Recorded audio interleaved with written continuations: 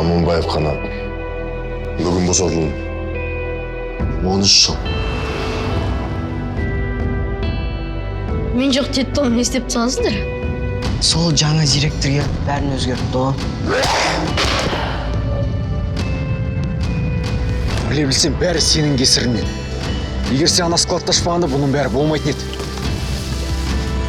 Менің көзім сау болатын еді. Дана Қазбектің бүйрегі нормальный болатын еді. Өзің де түрмеде жылдар бойы шіріп жатпайтын еді. Братишка, не істеп қойдың сен? Кража, убийство, мошенничество. Аманбаев, Хусаинова, Шатунов, Исаев, осы төртеуі. Арыстанбаев Темірхан Болатұлы. Мен оның барлығын тартып алам. Билік, ақша, семья. Ал сосын, мүмкін сосын өлтірем. Бля, маған ана уроттар тауып беріңдер.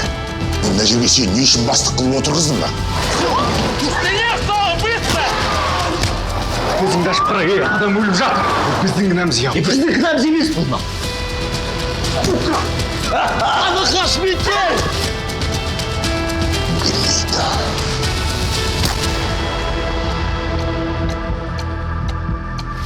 Есір кеме жетімді дейді.